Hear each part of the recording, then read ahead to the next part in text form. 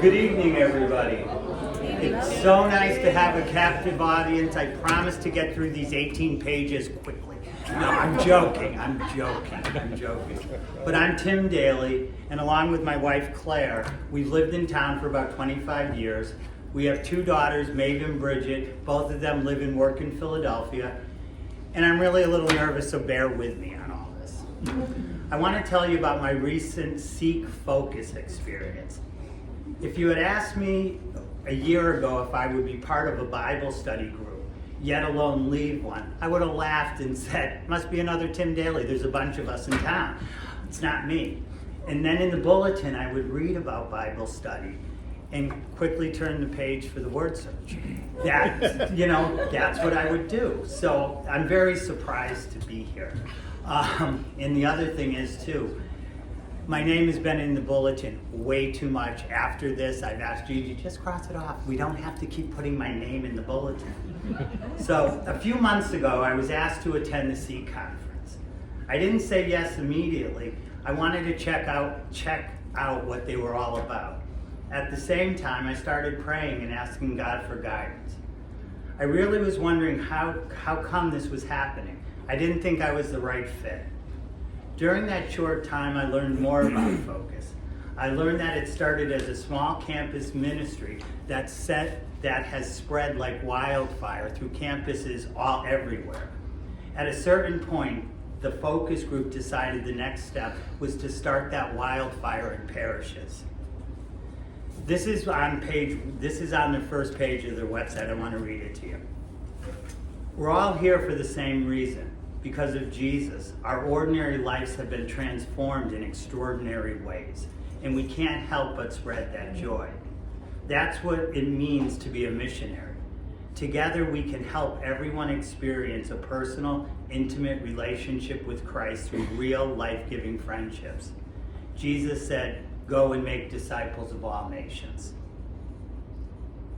I was going to read it again, but I think you guys got it the first time I said it. That made sense to me, and I really liked what they were saying. They put words into what I was feeling were my friendships, and I lost my place. My friendships and hopefully how I was living. I thought maybe I could do this. Through much reflection and prayer, I said yes to getting involved. I met the others from the parish making up the group, the five of us, Gigi, Lynn, is Joe here? I didn't see Joe. Joe and Regis, who's out with COVID. And Father Ford couldn't make the trip with us. So the five of us. So we headed to St. Louis, Missouri on New Year's Day morning, having no idea what to expect. That was the start of a transformational trip for me. At 7:30 that evening was our first Mass together in the Dome. It was an incredible Mass with 24,000 other Catholics. 17,000 of them were college students. It was amazing. The power that you felt with everyone praying together was unbelievable. It was so moving and beautiful.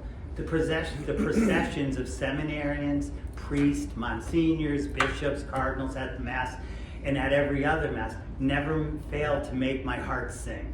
It struck a chord in me of how much love of God was in the stadium. During the convention, our group was on the missionary disciple track. That involved the nuts and bolts of starting small groups, Bible study. I still think that's a tough label. I wish we had another name for it so people aren't flipping the page in the bulletin when they see it. I really do. I had a bunch of, we learned about approaching people to take part in the groups.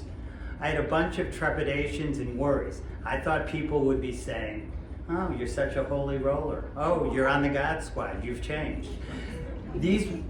They're honest things that you would think of. And these worries were faced head on during our track's keynote speeches. What was repeatedly said and sunk in for me was, yes, it's awkward and can be uncomfortable, but eternal life is worth it. I knew then I was in the right place. I can't tell you how amazing and heart-lifting it was to be able to say the Rosary, attend Mass in reconciliation with up to 24,000 people with the same love of Jesus. I still can't believe how they distributed communion for the crowd. Mass was only an hour and a half, and they distributed communion to that many people. It was amazing. We were surrounded by people filled with the light of Jesus' love.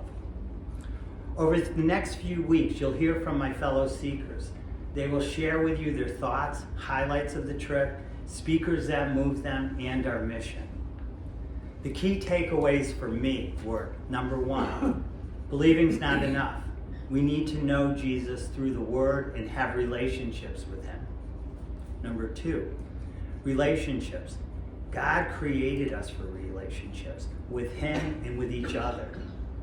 When we do the sign of the cross, the vertical part could be us, communication with God.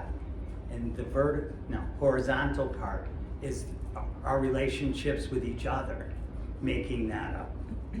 And finally, the last key takeaway for me was, be the light. Don't be afraid to show your love of Jesus. It will shine for all to see.